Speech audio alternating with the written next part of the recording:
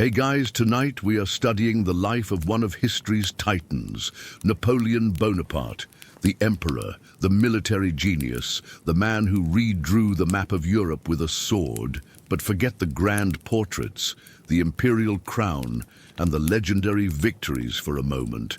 We're going to begin where he began, not as a giant of history, but as a small, angry, and impoverished boy from an island backwater, a boy who was relentlessly reminded that he did not belong. So, before we begin, if you enjoy these quiet dives into history's unglamorous truths, please take a moment to like this video and subscribe. And as always, I'd love to know where you're listening from and what time it is in your part of the world. It's a quiet pleasure to see our global community of history sleepers grow. Now, let's travel back to the rugged shores of Corsica and the cold halls of a French military school and ease into the first and perhaps most defining reason it sucked to be the young Napoleon. Congratulations, it is the year 1779 and you are 9 years old. You are Napoleon Bonaparte and you have just won a royal scholarship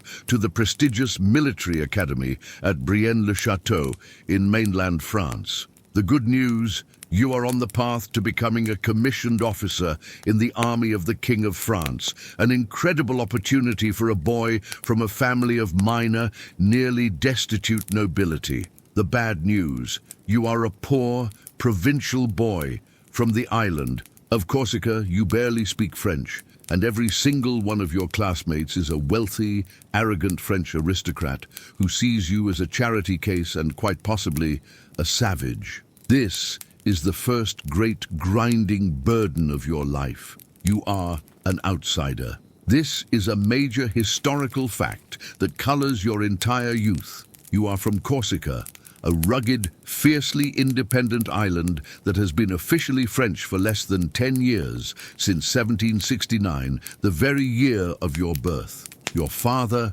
had fought against the French for Corsican independence before switching sides. To the French, Corsicans are seen as semi-barbaric, Italian-speaking provincials. Your classmates treat your homeland with all the respect a Parisian socialite would give to a poorly washed potato. You are not French. You are Corsican, which is always said with a tone that implies you were probably raised by goats and have a natural disposition towards banditry. Your name itself is a mark of your foreignness. It is not the crisp, elegant Napoleon Bonaparte that the world will one day know. It is the lilting Italianate Napoleone Bonaparte. The other boys, the sons of French dukes and counts, mock it mercilessly. They mock your thick Corsican accent. They mock your poverty. While they have generous allowances and fine clothes, you are there on the king's charity. Your clothes are simple, your pockets are empty. This social isolation is total. Your time at military school is a joyous experience of loneliness and relentless bullying. Your primary hobbies become devouring books in the school's library and nurturing a deep, simmering resentment for the entire French aristocracy. This resentment will, as it turns out, become a very useful and motivating force later in your career. You are small for your age, you are poor, and you are perpetually angry. You compensate for this by being smarter, working harder, and developing a level of ambition that is frankly terrifying in a young boy. You retreat from the social world of your peers and create an internal world of greatness. You read Plutarch's lives of the noble Greeks and Romans over and over, memorizing the deeds of your heroes, Caesar and especially Alexander the Great. They become your imaginary companions, your true peers. You excel in your studies, particularly in subjects that rely on logic and reason, not social grace. You are a genius at mathematics, a subject where the numbers are pure and cannot mock your accent. You devour books on history, geography, and military strategy. You are not just studying, you are preparing. You are building an arsenal in your mind. How much of your later world-shaking ambition was a natural product of your genius, and how much was a direct psychological overcompensation for the profound humiliations and insecurities of your youth, is a question that lies at the very heart of your character. What is certain is that the loneliness of these years forges you into a creature of pure, self-reliant will. You learn that you cannot rely on friends, on family connections, or on inherited wealth. You can rely only on your own intellect and your own burning, furious desire to prove every single one of them wrong. After 5 years at Brienne, you move on to the prestigious École Militaire in Paris, the final step to becoming an officer. The social pressures are even more intense. You are a provincial boy in the most sophisticated and snobbish city in the world. You complete the 2-year course in a single year, a testament to your fierce intelligence and your desire to simply be done with the whole miserable experience. You graduate in 1785. At the age of 16, you are ranked 42nd out of a class of 58. You are commissioned as a second lieutenant in the artillery, one of the less glamorous but more technical branches of the army, a place where your skill with mathematics is actually useful. You are finally an officer, but you are still the same person you were when you arrived. You are a poor, friendless, and obscure officer with a strange name and a thick foreign accent. You have no powerful patrons at court, no family fortune to fall back on. You have only your commission, your books, and a deep, burning ambition forged in the fires of nearly a decade of resentment. You are a man with a chip on his shoulder the size of Corsica itself, and you are about to be unleashed on a world that has no idea what is about to hit it. You are now a second lieutenant in the French Royal Army, but this is not the stable, predictable career you were trained for. The year is 1789, and France has decided to celebrate by overthrowing its government, executing its king, and initiating a decade-long national panic attack known as the French Revolution. For a young, ambitious officer with a deep-seated grudge against the aristocracy, this is both a terrifying crisis and a fantastic career opportunity. The old system, which would have kept you as a low-ranking artillery officer for decades, is shattering. The aristocratic officers who once mocked you are now either fleeing the country or having close personal encounters with a new, highly efficient invention called the guillotine. A power vacuum is opening up, and for a man like you, a vacuum is just an open door. But this is the next reason it sucks to be you. The path to glory is a minefield of political terror.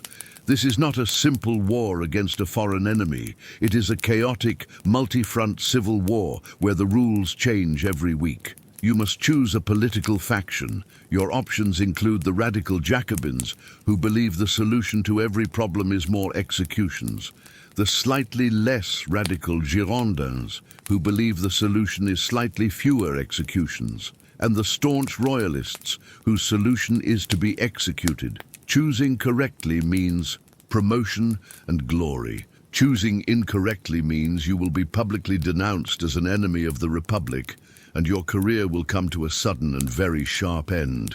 Whether your early revolutionary fervor was driven by a genuine belief in Republican ideals of liberty, equality, and fraternity, or by a pragmatic and cynical desire to align yourself with whichever side seemed most likely to win and advance your career, is a question that historians have debated for centuries. What's certain is that you are playing a very dangerous game. Your loyalties are, at first, divided.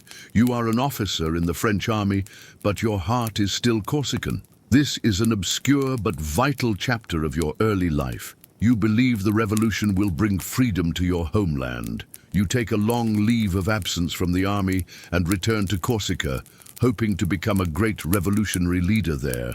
It is a complete and utter failure. You try to play the game of Corsican clan politics, but you are outmaneuvered by the established leader, the old patriot Pasquale Paoli. He sees you not as a local hero, but as a young, arrogant upstart with a French uniform and dangerous, radical ideas. Your family, the Bonapartes, gets into a bitter political feud with Paoli and his followers. The situation deteriorates until your family is officially declared traitors to Corsica.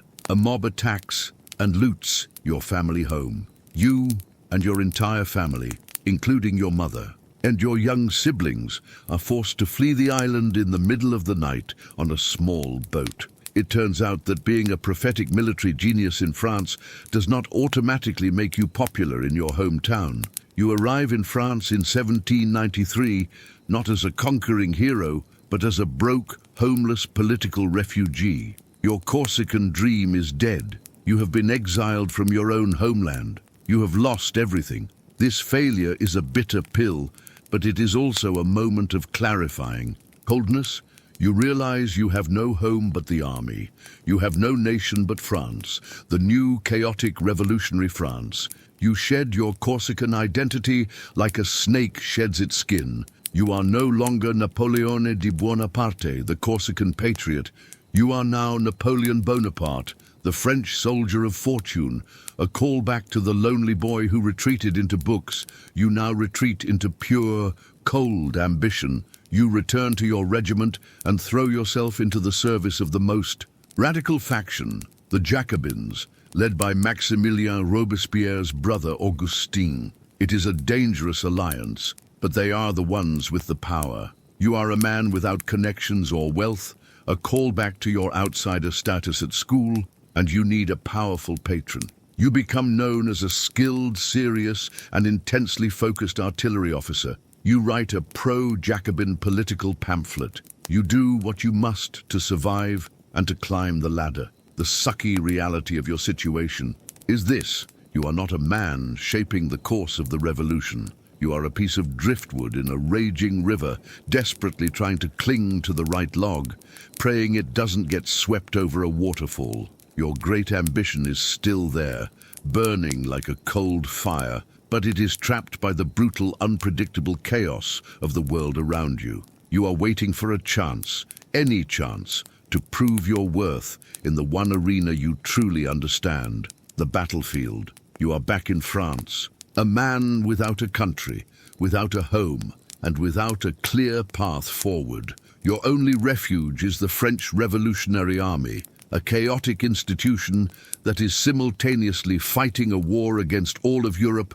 and against itself. You are a professional soldier in a world where your commanding officer 1 week could be a headless corpse the next. But in the midst of this terror and chaos, an opportunity arises. The year is 1793. The great port city of Toulon on the Mediterranean coast has rebelled against the radical Jacobin government in Paris. Worse, they have invited the British and Spanish navies into their harbor for protection. The Republic is in danger of being split in two. An inexperienced and poorly led French army is sent to lay siege to the city, and you, a captain of artillery, are assigned to join them. You arrive at the siege of Toulon to find the French army engaged in a masterclass of military incompetence. The generals in charge are political appointees, men who were likely given their commands because they were good at shouting revolutionary slogans, not because they understood military strategy. They are busy bombarding forts on the wrong side of the city, ordering futile frontal assaults, and generally wasting ammunition and men. It is a chaotic, demoralized and failing siege, which, for an ambitious young man like you, is just another word for opportunity. You, a 24-year-old artillery captain with a thick, foreign accent, study the terrain. You are a callback to the obsessive student from your school days, a man who believes in logic, mathematics, and the power of well-aimed cannonballs.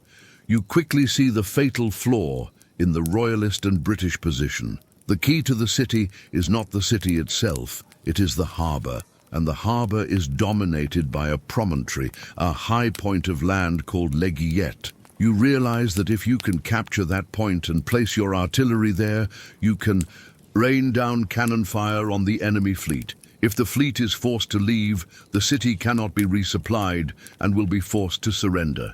It is a simple, logical, and brilliant plan. You present your detailed plan to your commanding general, a man named Jean-François Carteau, who, before the revolution, was a court painter. He looks at your complex calculations for cannon trajectories and your meticulous maps.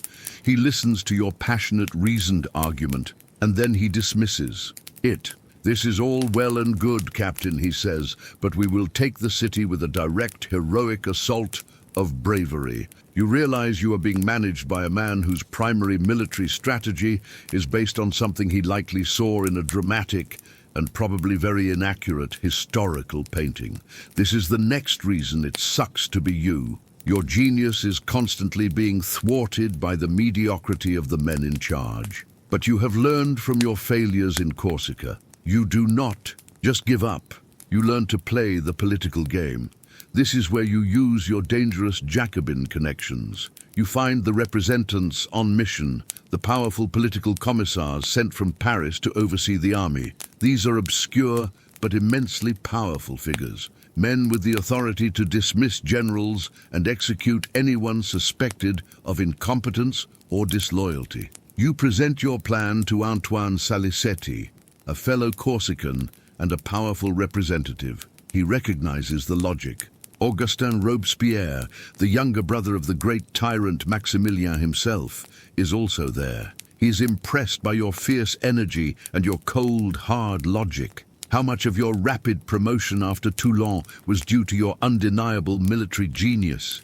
And how much was due to your shrewd political networking with these powerful Jacobins is a classic chicken and egg problem of your early career. What is certain is that with their backing, your plan is finally, grudgingly approved. You are given command of the artillery for the siege. You work with a manic, obsessive energy. You gather cannons from all over the south of France. You build new batteries. You train the gunners relentlessly. You are in your element, a man of logic and violence, and you are finally in charge. The final assault on the key promontory, a fort the British have nicknamed Little Gibraltar, takes place in a driving rainstorm in mid-December. You lead the attack personally, not from the rear, but from the front, fighting alongside your men in the mud and the dark.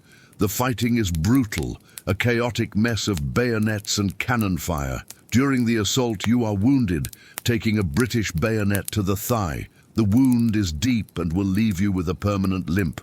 You have just won your first great victory and secured a major port for the French Republic. Your reward is a painful, lifelong injury and the dawning realization that being a hero mostly involves getting stabbed in unpleasant places. Your plan works perfectly. The fort is taken. Your cannons now command the harbor. The British Admiral, Lord Hood, seeing that his fleet is now a collection of sitting ducks, orders an immediate and chaotic evacuation. The city of Toulon surrenders. You are hailed as the hero of the siege. A few weeks later, thanks to the glowing reports sent to Paris by your political patrons, you are promoted from captain to brigadier general. You are 24 years old. You have finally made your mark, but your success has been born out of the incompetence of your superiors and has tied you irrevocably to the most radical and bloodthirsty faction of the revolution, just as the reign of terror is reaching its peak.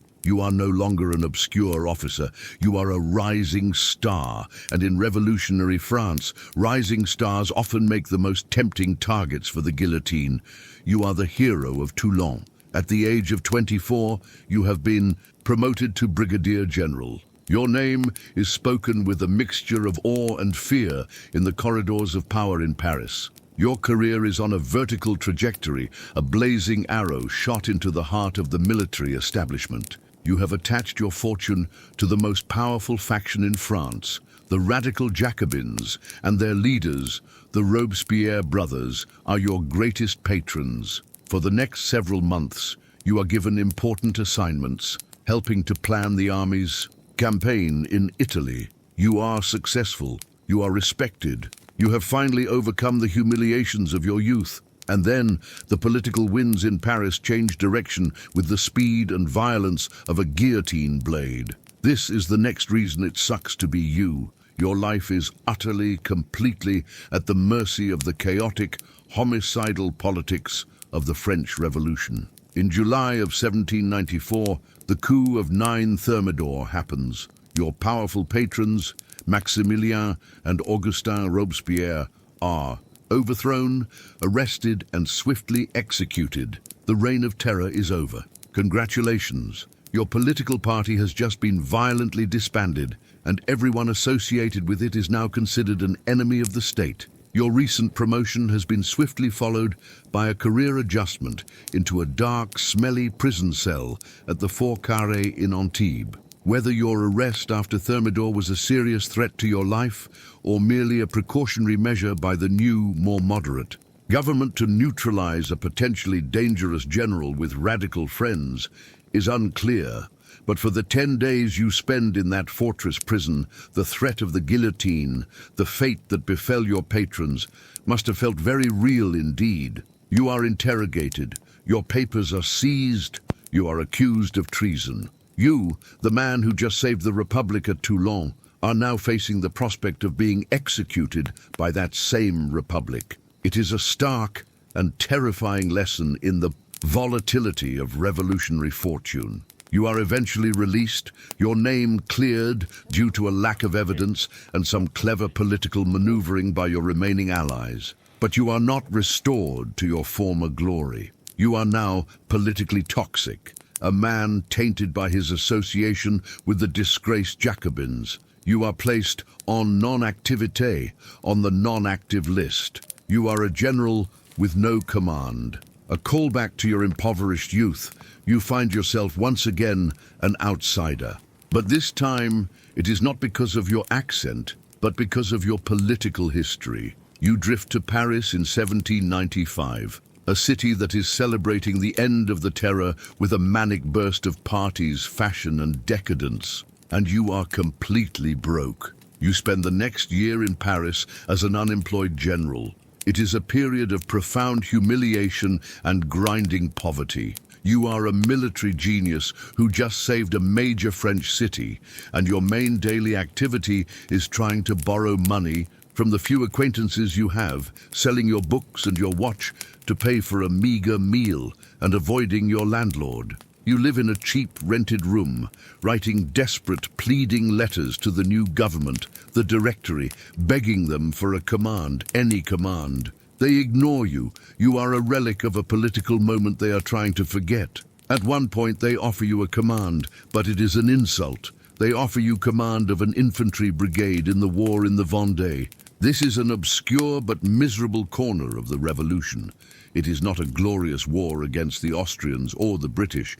It is a brutal, swampy, and thankless civil war against French royalist peasants. For you, an artillery specialist and a grand strategist, to be sent to command infantry in a guerrilla war is a profound demotion. You refuse the post, claiming illness. It is a bold career move that involves telling the government you'd rather be unemployed and broke than lead an army in a place with bad weather and no clear strategic objectives. As a result, your name is struck from the list of active generals entirely. Your situation is now desperate. You are in your mid-20s, and your brilliant career appears to be over. You are a washed-up, one-hit wonder of a general, forgotten by the government you served. You contemplate leaving France, perhaps offering your services as an artillery expert to the Sultan of the Ottoman Empire. You are at your lowest. In point since you fled Corsica as a refugee, you wander the streets of Paris, a small, thin, sallow-skinned man in a threadbare general's uniform, watching the new rich of the Directory flaunt their wealth. The same burning resentment you felt as a boy at military school, a callback to that deep well of ambition forged in humiliation, returns with a vengeance. You have had a taste of glory, and you will do anything at all to get it back.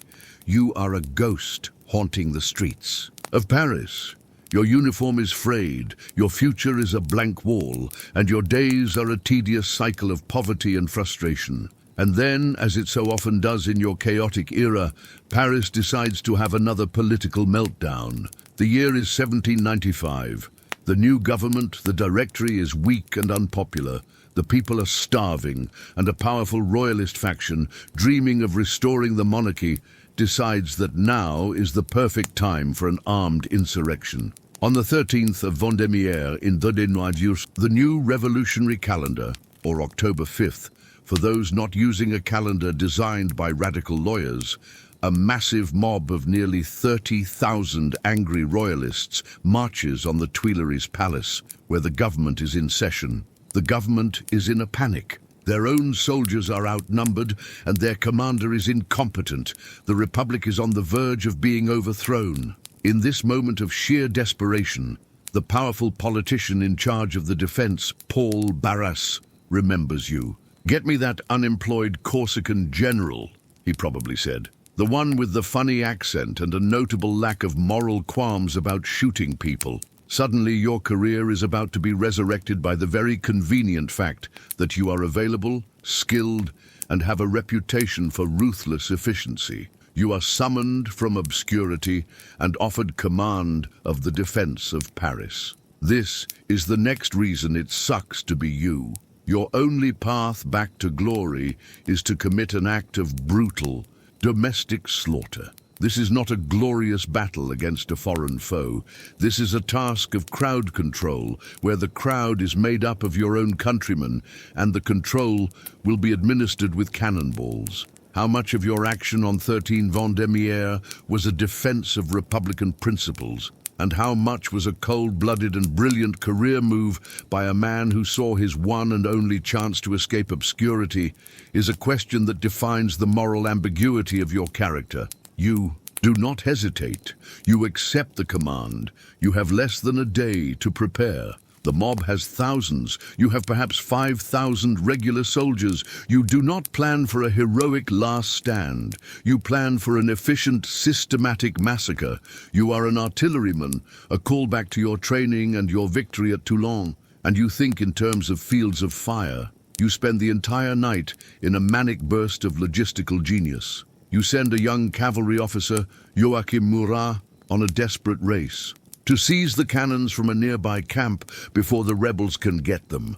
He succeeds. You then strategically place your 40 cannons at the choke points, the narrow streets and bridges that lead to the Tuileries Palace. You turn the heart of Paris into a kill zone. The next day, the royalist mob attacks. They are confident, believing the soldiers will not fire on their own people. They are wrong. They charge down the Rue Saint-Honoré, a dense column of angry citizens. They are met, not with musket fire, but with grape shot. This is an obscure but devastating type of cannon ammunition. Grape shot is a canister or bag filled with small iron balls that, when fired from a cannon, turns the weapon into a massive point-blank shotgun. The effect on a tightly packed crowd is apocalyptic. You give the order, the cannons fire. The narrow street is turned into a river of blood, bone, and screaming men. The front ranks of the mob are vaporized. The rebellion, which had seemed so powerful moments before, dissolves into a panicked, fleeing stampede. The whiff of grape shot, as it will later be famously and coldly summarized, is over in a matter of hours. You have just saved the Republic by slaughtering its own citizens on its own streets.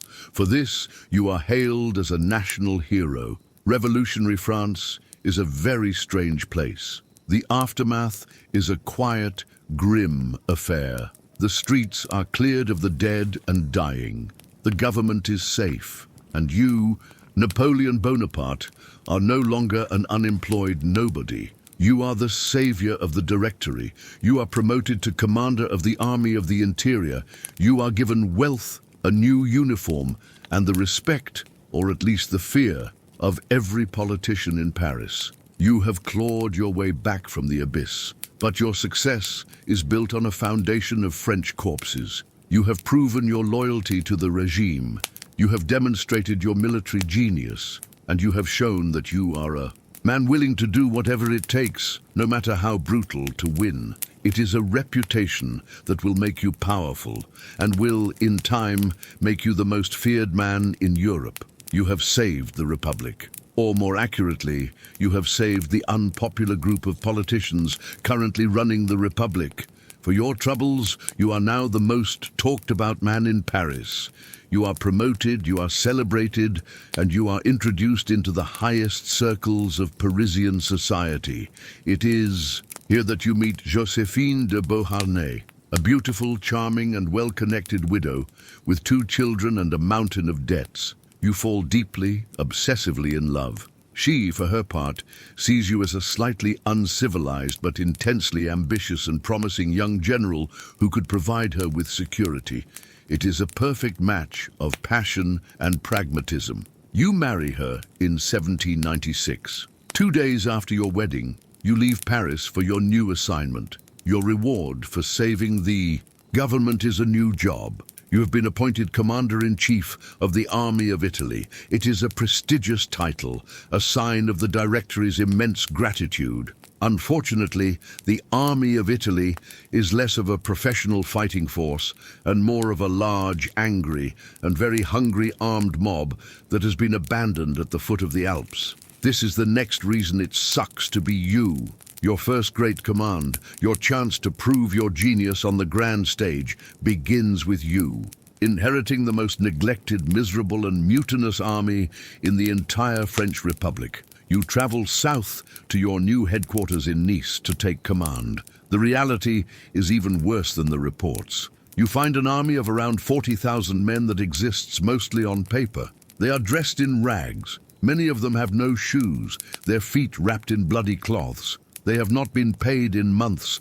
Their muskets are old and rusting, and they are starving, subsisting on whatever meager rations the corrupt military commissars haven't stolen and sold on the black market. These commissaires de guerre, an obscure but powerful part of the revolutionary military, were civilian administrators meant to supply the army, but they were notoriously corrupt, often leaving the soldiers to die of neglect while they enriched themselves. The army's morale is so low, it is practically subterranean. They have been stuck for years, fighting a pointless, stalemated war against the powerful Austrian and Piedmontese armies in the freezing mountains. You arrive at the headquarters. Your new subordinate generals, all veteran soldiers, older and more experienced in battle than you, look you up and down. They see a small, pale, 26-year-old Corsican with long, lank hair, wearing a slightly ill-fitting general's uniform.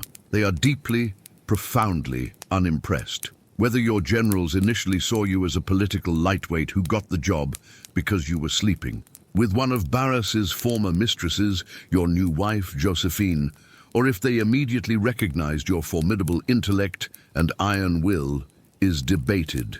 What is certain is that their skepticism did not last long. You do not try to win them over with charm. You win them over with sheer, terrifying competence. You grasp the strategic situation in a single day. You understand the supply problem in an hour. You spend your first week not planning battles, but terrorizing the corrupt commissars, threatening them with execution until a trickle of bread and boots begins to flow to your men. And then you address your army. You gather your starving, ragged soldiers, and you give them one of the most famous speeches in military history. It is a masterpiece of psychological motivation. You do not offer them platitudes about Republican virtue. You offer them a brutally honest contract. Soldiers, you tell them, your voice sharp and clear. You are naked, ill-fed. The government owes you much and can give you nothing. You acknowledge their misery, you validate their suffering, and then you give them a new hope, a new direction. Your patience, the courage you show in the midst of these rocks, are admirable, but they procure you no glory, no fame is reflected upon you. And then, the promise. I will lead you into the most fertile plains in the world. Rich provinces, great cities will be in your power. There you will find honor, glory, and riches. It is a brilliant speech. It is also a very honest and cold-blooded admission that your entire grand strategy is based on organized, government-sanctioned looting. You are not asking them to fight for France. You are inviting them to get rich. You are telling them to take what they are owed, not from their own corrupt government, but from the enemy. A callback to your own poverty and your desperate ambition. You understand these men perfectly. You turn their misery into fuel. You give their desperation a target. The effect is electric. For the first time in years, these broken men feel a spark of hope. They have a leader who understands them, a leader who is not making false promises of Republican brotherhood, but a tangible promise of food and money. They do not yet love you, but they are willing to follow you. Your legendary Italian campaign, the series of victories that will make your name immortal, is launched not from a position of strength, but from the absolute depths of poverty, misery, and desperation. You are a bankrupt general leading a starving army, and your only option is to either win a spectacular victory or be consumed by the very forces you are supposed to command. You unleash your army on the Alps like a thunderbolt. This is the seventh reason it sucks to be you. Your genius is not a calm, intellectual thing. It is a manic, obsessive, and utterly exhausting force that consumes you and everyone around you. Your strategy. For the Italian campaign is simple in its concept and nearly impossible in its execution. Speed. You will move your army faster than the enemy can react, attack them where they are weakest, and defeat their allied armies one by one before they have a chance to unite against you. It is a campaign powered by brilliance, desperation, and a complete disregard for the concept of a good night's sleep. This is a major historical fact of your first great campaign. You do not engage in the slow, formal, siege-based warfare that has dominated Europe for a century. You practice what will later be known as the manœuvre sur les derrières, a strategy of the central position. You find the weak point between the Austrian army and their Piedmontese allies, and you hurl your entire force into that gap like a dagger. In a stunning series of victories in April of 1796, at Montenotte, Millesimo, Dego, Ceva, Mondovì, you shatter the Piedmontese army, forcing them to sue for peace. In less than 2 weeks, you have won 6 battles, knocked an entire kingdom out of the war, and opened the rich plains of Lombardy before you. You are hailed as a military genius, a new Caesar. But the reality behind these victories is a grim, unrelenting grind. This is an obscure but defining detail of your command style. You are a micromanager of epic proportions. You work 18 to 20 hours a day.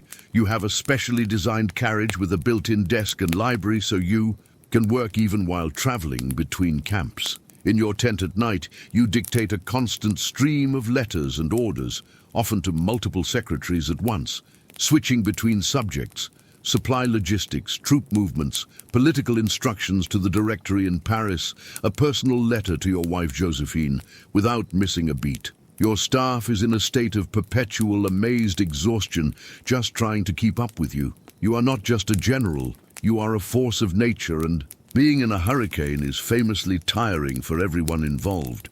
How much of your incredible energy and stamina was a natural physical gift, and how much was fueled by a kind of manic, obsessive ambition that bordered on a psychological disorder, is a question that fascinates your biographers. The line between genius and madness in your case is exceptionally thin. You sleep for only 3 or 4 hours a night, often on a simple camp bed, fully dressed in your boots, ready to wake at a moment's notice to read a scout's report or issue a new set of orders. Your mind never stops. It is a relentless engine of calculation, constantly processing information, anticipating enemy moves, and solving logistical problems. And the logistical problems are immense. A callback to your army's miserable state, your brilliant strategy is still based on the promise of plunder. After you conquer a town, you must make good on your word. You levy massive indemnities on the local Italian nobility and the church. You seize their gold, their silver, and most famously, their art. Wagon loads of priceless Italian Renaissance paintings and sculptures are packed up and shipped back to Paris to fill the newly created Louvre Museum. You are not just winning a war, you are conducting the most organized art heist in history. This keeps your government in Paris happy, and more importantly, it provides you with the hard cash you need to finally pay your soldiers. Their loyalty, once a fragile thing, is now cemented with a foundation of Italian silver. But even in victory, there is no rest. Every victory creates a new set of problems. You now have thousands of Austrian prisoners to feed. You have a complex political situation to manage in the newly liberated Italian towns. You have to garrison the territory you've won, and the main Austrian army is still out there, regrouping, preparing to strike back. You have won a string of stunning victories. You are the hero of France. You are also malnourished, sleep-deprived, and running on pure, uncut nervous energy. Being a legend, you are discovering, is terrible for your health. The burden of your own genius is that you can never, ever stop moving. You have shattered the Piedmontese army and secured your flank. Now you turn your full attention to your primary enemy, the main Austrian army that occupies the rich and strategic heart of northern Italy. You chase them across the plains of Lombardy, your army moving with a speed that continues to baffle and terrify your opponents. Your life is a blur of motion, a constant series of forced marches, cavalry skirmishes, and hastily written dispatches. And then you arrive at the town of Lodi on the banks of the Adda River. It is here that you will face a challenge that will define your legend. The Austrian rear guard has made a stand. They hold the town of Lodi, and more importantly, they hold the long, narrow wooden bridge that spans the river. They are dug in on the opposite bank with 14 cannons aimed directly at the mouth of the bridge. It is a perfect defensive position, a kill zone. A sensible general would halt, find another place to cross a few miles upriver and flank the enemy. You, however, see this not as a tactical problem, but as a fantastic and necessary photo opportunity for your burgeoning myth. This is the 8th reason it sucks to be you. Your authority is not yet absolute. You must constantly perform acts of insane, personal bravery to prove to your men, to your generals, and to yourself that you are worthy of command. Your army stalls at the riverbank, pinned down by the relentless Austrian artillery fire. Your men take cover. A frontal assault across the bridge looks like a suicide mission. Your own veteran generals, including the formidable André Masséna, are horrified by the prospect. They see a death trap. You see a moment of destiny. Whether your personal intervention at Lodi was a genuinely necessary act to break a stalemate and maintain your army's momentum, or a calculated piece of political theater designed to forge a myth of personal invincibility around you, is a question that highlights the fusion of soldier and showman in your character. You see the hesitation in your men's eyes. You know that this is a critical psychological moment. You have promised them glory. Now you must show them what it looks like. You give the order for the assault, and then you do something that shatters every 18th century military convention. You do not command from a safe position in the rear. You grab a standard, a regimental flag, and you personally lead the charge. You, the commander-in-chief, run onto the bridge, into the teeth of the Austrian cannons, with your generals and grenadiers streaming behind you. The world dissolves into a storm of noise, smoke, and splintering wood. Cannonballs hiss past your head, smashing into the wooden planks of the bridge. Musket balls whistle through the air. Men fall all around you. It is an act of incredible bravery. It is also an act of incredible recklessness that could, and probably should, have ended with you being turned into a fine red mist by an Austrian cannonball. But in the chaos, something incredible happens. Your men, seeing their young general risking his life at the very front of the attack, are inspired with a kind of manic, fanatical courage. They surge forward, a human wave of fury, and storm across the bridge. The Austrian gunners, shocked by the ferocity and sheer insanity of the charge, break and flee. The bridge is taken. The battle is won. From a purely strategic standpoint, it is a minor victory. The main Austrian army had already withdrawn.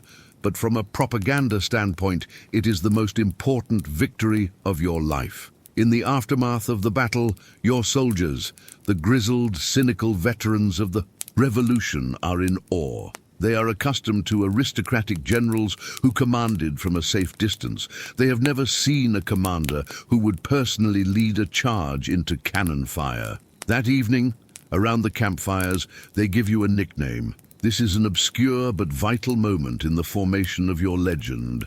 They begin to call you Le Petit Caporal, the Little Corporal. It is a term of rough, soldierly affection, a sign that you have been accepted into their tribe. You are no longer just a political general from Paris, a callback to their initial skepticism. You are one of them.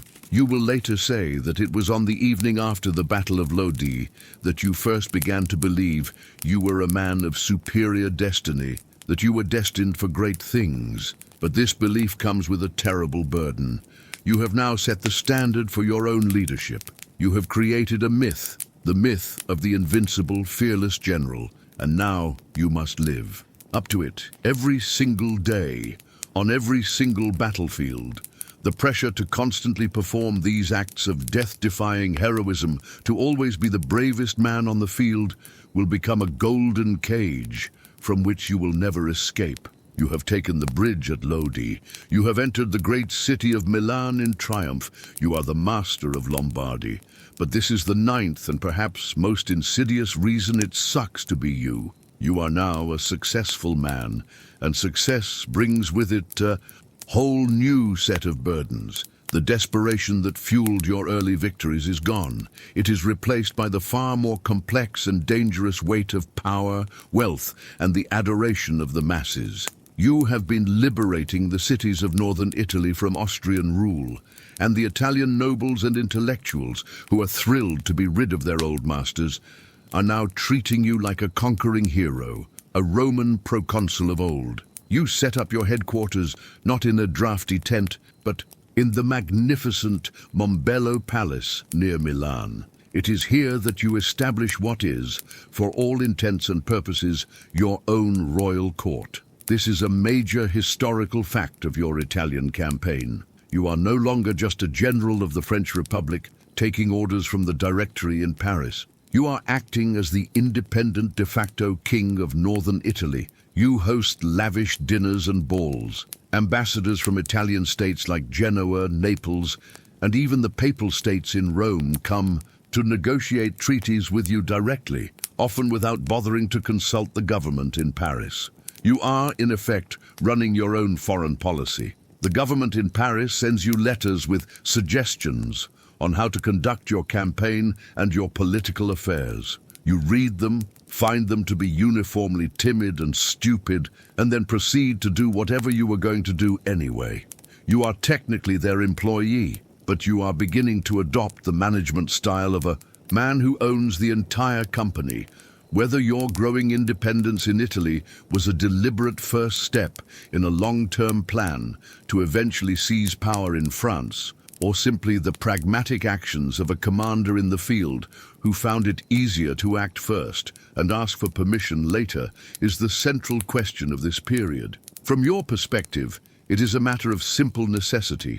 You are winning a war, and the politicians in Paris are incompetent distractions. Your wife, Josephine, joins you in Italy, and together you hold a court that rivals any in Europe for its splendor and energy. A callback to your impoverished, isolated youth, you are now surrounded by artists, poets, scientists, and sycophants. The boy who was once mocked for his poverty now dines on golden plates and dictates terms to princes. It is an intoxicating experience, and you are becoming incredibly wealthy. Or rather, you are making France incredibly wealthy, and you are the man in charge of the accounts. Your method is simple and brutal. As you liberate each Italian state, you force them to sign a peace treaty. The terms are non-negotiable.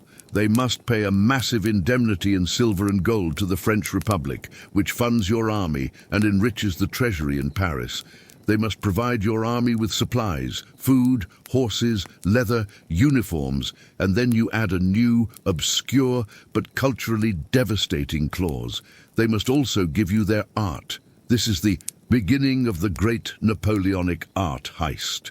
You are not just a conqueror.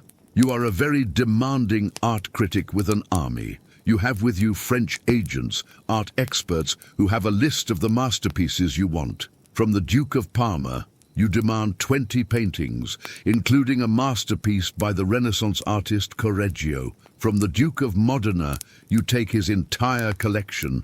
When you eventually make peace with the Pope, you will demand not just territory, but 100 priceless works of art and sculptures from the Vatican, including the famous ancient statue of Laocoon and his sons. This is not random looting, a callback to the desperate promises you made your starving army. This is systematic, state-sanctioned cultural plunder on an industrial scale.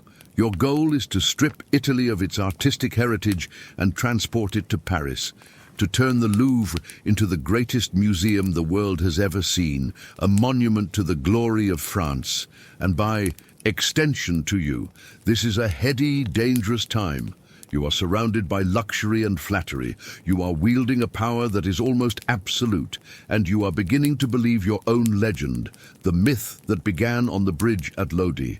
You are starting to see yourself not as a servant of the Republic, but as a man of destiny, a man who operates on a higher plane, unbound by the petty rules of lesser men.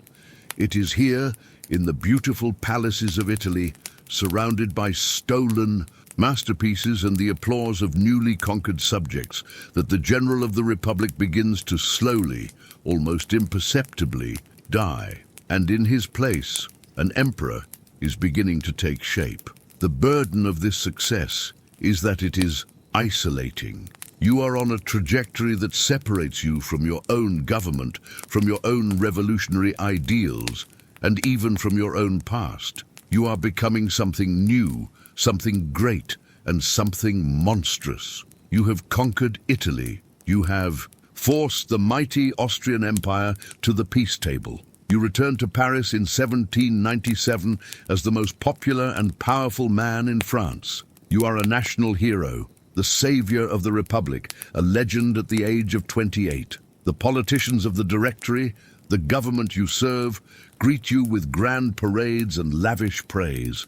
They are also, behind their smiling masks, absolutely terrified of you. You are too popular, too ambitious, and you have an army that is fiercely loyal to you, not to them. This is the 10th reason it sucks to be you. Your own success has made you a threat to your own government, and they will do anything to get you as far away from Paris as possible. The Directory comes up with a plan, a grand, impossibly ambitious plan to invade England. You know it is a suicidal idea, a logistical nightmare that will almost certainly fail. But you also know what they are doing. They are trying to sideline you.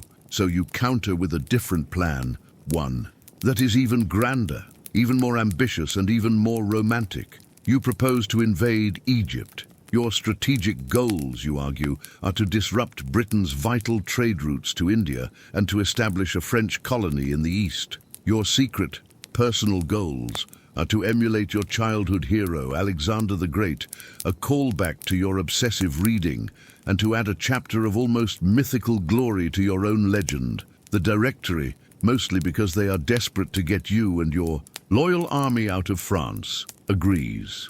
Whether your expedition to Egypt was a genuine, if flawed, strategic vision to create an Eastern empire, or a grandiose and romantic folly driven by your obsession with Alexander, remains a central debate about your early imperial ambitions. What is certain is that in 1798 you set sail with a fleet of over 400 ships, carrying 40,000 soldiers and, in an obscure but revealing detail, over 160 civilian scholars. You have brought with you an army of France's finest scientists, engineers, artists, and historians, your savants. While your soldiers are tasked with conquering Egypt, your scholars are tasked with studying it, with measuring its pyramids, cataloguing its wildlife, and deciphering its ancient hieroglyphs. It is a noble pursuit of knowledge, but it does very little to help you win the actual war. The campaign begins with a series of brilliant successes.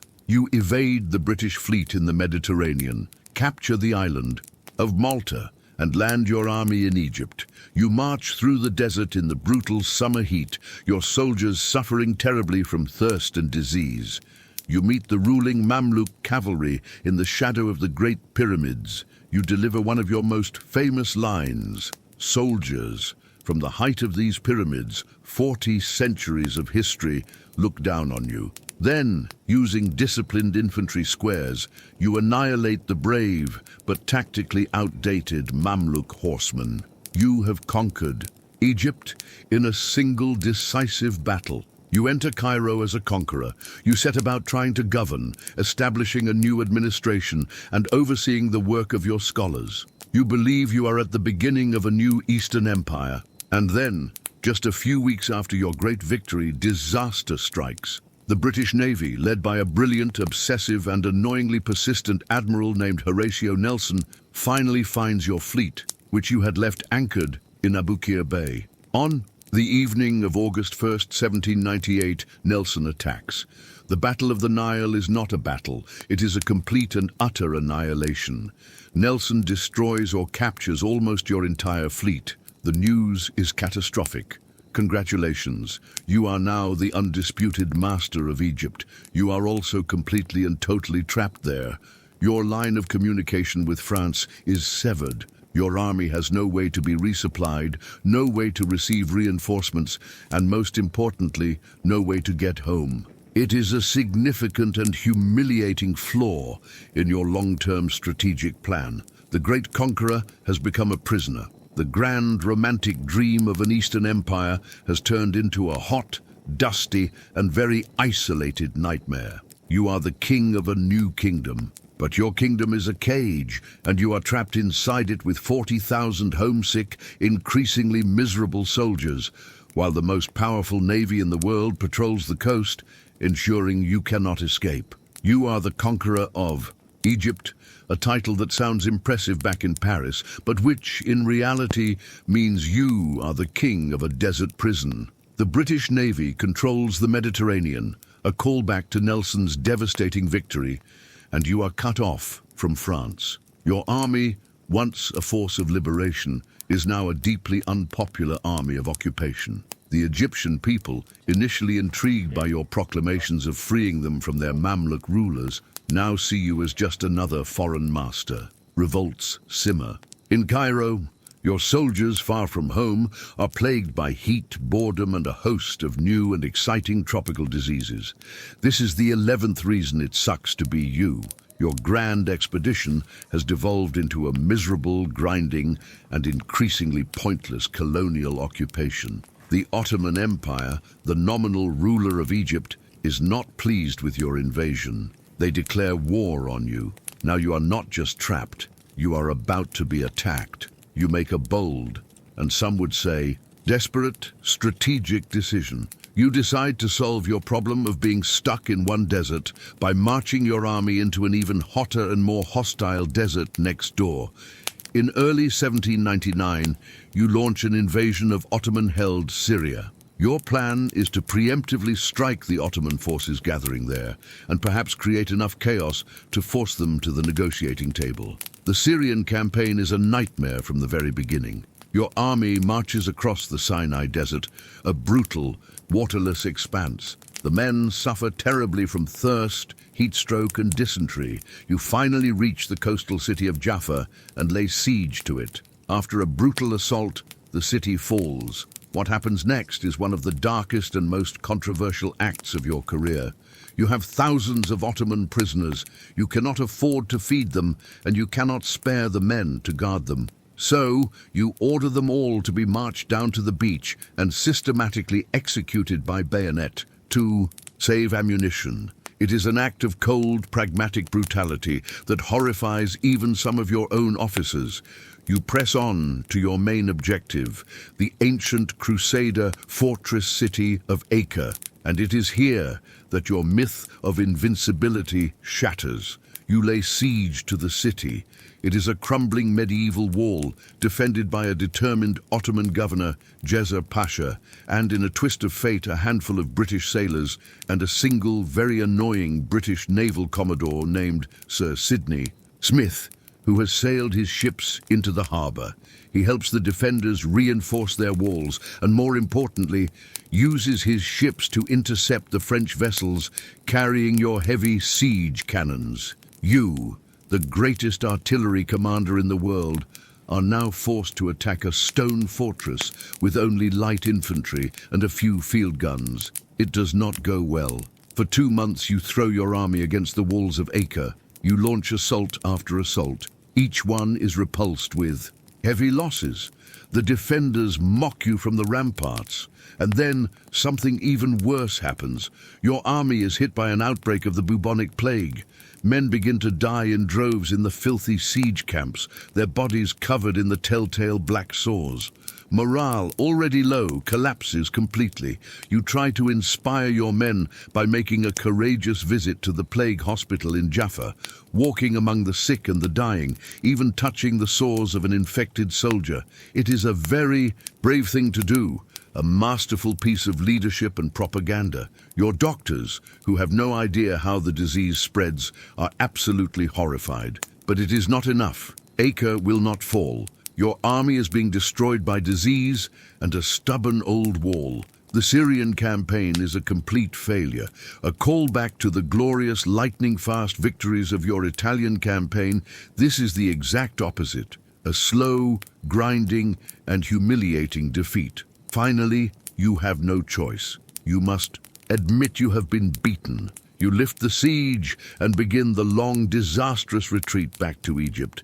You have to leave your plague-stricken soldiers behind, a grim necessity that haunts you. You return to Cairo not as a triumphant conqueror of Syria, but as a defeated general leading a shattered, disease-ridden army. Your grand dream of an Eastern empire, your ambition to be the new Alexander, has died of the plague in the dust outside the walls of Acre. You are back in Egypt, a defeated general leading a broken army. The Syrian campaign was a bloody, pointless failure. Your soldiers are ravaged by the plague, their morale is shattered, and you are still trapped, a king in a desert prison. You spend your days projecting an aura of calm, unshakable confidence, overseeing the work of your scholars and reorganizing your forces. Inside, you are a caged tiger, pacing the floor of your headquarters in Cairo, consumed by frustration and the profound, terrifying feeling of being irrelevant.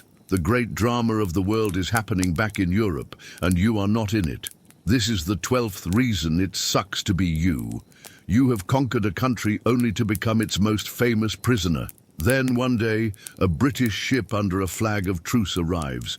It is sent by your old nemesis, Sir Sidney Smith, the man who defeated you at Acre. He sends you a gift, a stack of recent European newspapers. It is an act of psychological warfare, a gentlemanly gesture designed to show you how much you have been missing, to rub your isolation in your face. It is also the greatest gift he could have possibly given you. You retreat to your chambers and tear through the papers. You learn of the months of political and military disasters that have befallen France in your absence. The Directory is corrupt, incompetent, and deeply unpopular. The second coalition of European powers has formed against France. The French armies in Italy, the very lands you so brilliantly conquered, have been defeated by the Austrians and Russians. Your great victories have been erased. The Republic is on the verge of collapse. You are back in Egypt. Your army is decimated by plague and failure. Your grand plan is in ruins. You are, for all intents and purposes, a failure yourself. But then, as you read these newspapers, you realize something wonderful. Everyone back home is failing even harder than you are. The government is a chaotic mess. Their generals are losing battles. The country is ripe for a savior, and you, despite being stranded in a plague-ridden desert thousands of miles away, are still the most popular and successful general France has. A new plan forms in your mind, a plan of breathtaking audacity and profound cynicism. You decide, with the moral clarity of a man whose personal ambition has just been violently reignited, that the army of Egypt can probably look after itself. You are needed elsewhere. It is a noble sacrifice you're about to make. abandoning your men in a hostile land to go and save France from its own incompetent politicians. Whether your abandonment of the army in Egypt was a shocking act of military desertion or a patriotic act to save a collapsing France is a question whose answer depends heavily on whether or not you are French. The escape is planned in absolute secrecy. You tell almost no one. You handpick a small entourage of your most loyal officers and a few of your favorite scholars. You quietly prepare 2 small, fast frigates. You write a farewell letter to General Jean-Baptiste Kleber, the man you are leaving in command of the army. In the letter, you explain the dire situation in France and your solemn duty to return. You arrange for the letter to be delivered to him only after you have already sailed well out of reach. It is the 18th century equivalent of breaking up with someone and then immediately blocking their number. Kleber, by all historical accounts, is incandescent with rage when he reads it. In August of 1799, under the cover of darkness, you slip out of your headquarters, travel to the coast, and board the frigate. You leave behind over 30,000 of your soldiers and the entire scientific commission, a callback to the grand, enlightened dreams that began this expedition. You are abandoning them to an uncertain fate, to battle, to disease, to eventual surrender to the British and Ottoman forces. You are saving yourself and your own career. You sail for France, a 47-day journey that requires incredible luck to evade the patrolling British warships.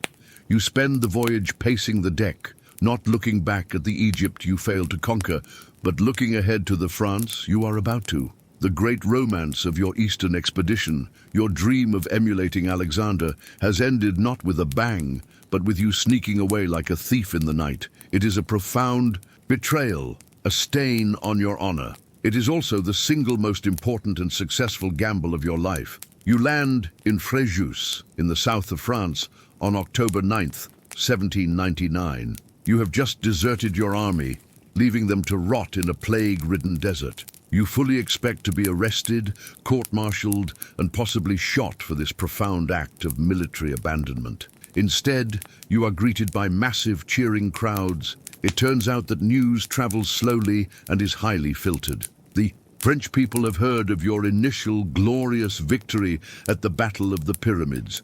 They have heard very little about the subsequent annihilation of your fleet, the disastrous failure in Syria, or the plague. In their eyes, you are not a deserter. You are the conquering hero of the East, returned in their darkest hour.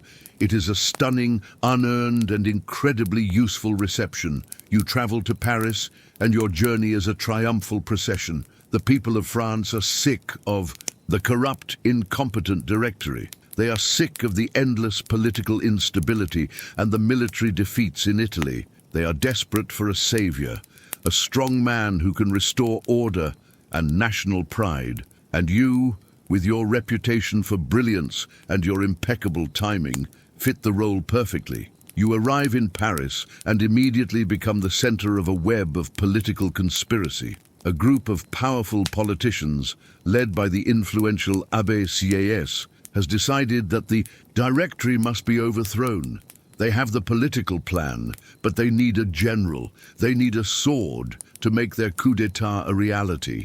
You, the most popular general in France, are their perfect sword. This is the next reason it sucks to be you. Your ascension to absolute power will not be a glorious, popular uprising. It will be a messy, illegal, and deeply awkward political coup that very nearly fails because of your own incompetence. The plan for the coup of 18 Brumaire is a masterpiece of political intrigue and wishful thinking. The idea is to use military intimidation to convince the 2 legislative councils of the French government, the Council of Ancients and the Council of 500, to voluntarily vote to dissolve themselves and hand power over to a new 3-man consulate, with you as the first consul. It is a plan that severely overestimates the persuasive power of your public speaking skills when addressing angry politicians. On the day of the coup, November 9th, 1799, the first part goes smoothly. The Council of Ancients, intimidated by the troops surrounding their palace and influenced by your allies, agrees to the plan. The next day, however, is a disaster. You must now go to the Council of 500, the lower, more radical and more hostile house, to convince them. Your brother, Napoleon Bonaparte, happens to be the president of this council, which should make things easier. It does not. You enter the chamber, flanked by a few grenadiers. You expect to give a powerful, inspiring speech. Instead, you are met with a storm of furious shouts. The deputies, outraged by the presence of soldiers and the illegal nature of the proceedings, scream at you, "Down with the dictator! Outlaw him!" They surround you, shoving, grabbing, and screaming in your face. You, the great military hero who has faced down Austrian cannons and Mamluk cavalry, become flustered, pale, and begin to stammer incoherently. You are a brilliant strategist in the field, but you are a terrible parliamentary debater. You completely lose your nerve. Your grand seizure of power is turning into a deeply embarrassing public panic attack. Your grenadiers have to drag your nearly fainting form out of the chamber. The coup is on the verge of collapsing into a farce. Whether your loss of nerve in the council was a genuine moment of panic from a man unused to the chaos of parliamentary brawling, or a calculated act of political theatre to appear as a victim, allowing your brother to call in the troops, is a classic Napoleonic question with no clear answer. What is clear is that your brother Lucien saves the day with a brilliant piece of theatrical propaganda. He runs outside to the soldiers you had stationed there, his president's robes flowing. He points back to the chamber and declares that the deputies inside have tried to assassinate their beloved general with daggers. This dagger conspiracy is almost certainly a complete lie, an obscure but vital invention to justify what comes next. The soldiers, enraged at the thought of their general being attacked by corrupt politicians, no longer hesitate. Led by the cavalry officer Joachim Murat, they fix their bayonets and storm the legislative chamber, physically throwing the elected representatives of France out of the windows. Later that evening, a terrified remnant of the council is rounded up and forced to vote, to officially abolish the Directory and appoint you as First Consul of France. You have won. You are now the most powerful man in the Republic. But your power was not won through a brilliant speech or a popular mandate. It was won because you had a panic attack, your brother told a creative lie, and a man named Murat was very good at leading soldiers to disperse politicians. It is a messy, undignified, and slightly ridiculous foundation upon which to build an empire. You are the First Consul of France. A few years later, you will crown yourself emperor. You have achieved absolute power. You are the most powerful man in Europe, the architect of a new age. You live in the magnificent Tuileries Palace in Paris. You command armies. You make laws. You reshape nations with a stroke of your pen. And you are miserable. This is the 14th reason it sucks to be you. The reality of supreme power is not a life of leisure and glory. It is a crushing, relentless, and mind-numbingly tedious grind of administrative work. The empire you have built is a machine, and you are its chief and only engineer, constantly working to prevent it from shaking itself to pieces. Congratulations, you are now the Emperor of the French. You have a crown, a palace, and the authority of a Roman Caesar. You also have a mountain of paperwork so high it literally blocks the sun from your office window. It turns out that ruling an empire is less about riding a white horse into battle and more about attending an endless, soul-destroying series of committee meetings. Your day begins before dawn and ends long after midnight. It is a non-stop barrage of reports, letters, and decisions. You are not just a ruler. You are the ultimate micromanager, a man obsessed with every single detail of your vast and complex state. A callback to your manic, obsessive work ethic from the Italian campaign. That same energy is now applied not just to a single army, but to the entire nation of France and its growing empire. You work relentlessly for 18 to 20 hours a day, fueled by copious amounts of strong black coffee. You exhaust your ministers, your secretaries, and your servants. Your idea of a relaxing evening is to dictate 3 different sets of military, economic, and legal orders to a team of terrified secretaries simultaneously, often while taking a very hot bath. People who work for you do not get a lot of sleep. They age.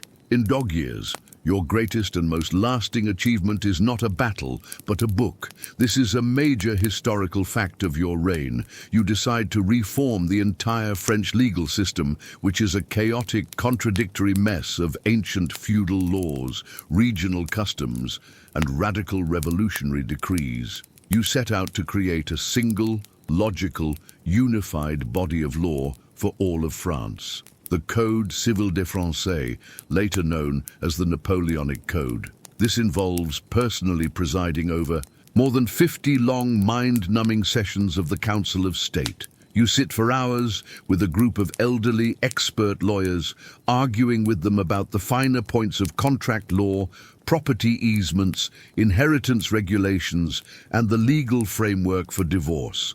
It is the most important, most influential, and most profoundly boring thing you will ever do. How much of the final Napoleonic Code was the product of your own legal genius versus how much was the culmination of years of work by brilliant lawyers and legal scholars whom you simply bullied, inspired, and drove to completion is a point of contention. You are, if nothing else, the world's most effective and terrifying project manager. You listen to the arguments, and then, with your trademark clarity and impatience, you cut through the legal jargon and make a decision. You are shaping the very fabric of modern society, one tedious legal clause at a time.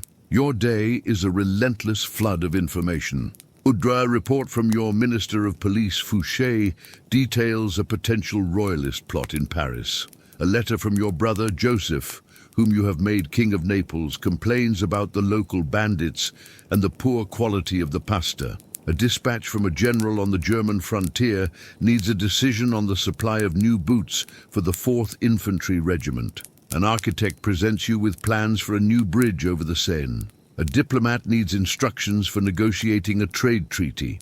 With the Ottoman Empire, you must read everything, understand everything, decide everything. You have an almost supernatural memory and an unparalleled ability to compartmentalize information, an obscure but well-documented trait of your genius. But the burden is immense. You are the central processing unit for an entire continent. Every decision, no matter how small, flows up to you. You are surrounded by ministers and advisors, but you trust none of them completely. You believe you are the only one who truly understands the grand design, the only one with the intelligence and the will to see it through. This makes you an incredibly effective ruler. It also makes you a profoundly lonely man, trapped in a prison of your own making, a prison built not of stone walls, but of endless, inescapable responsibility. You have the power to command millions, but you do not have the power to take a single day off.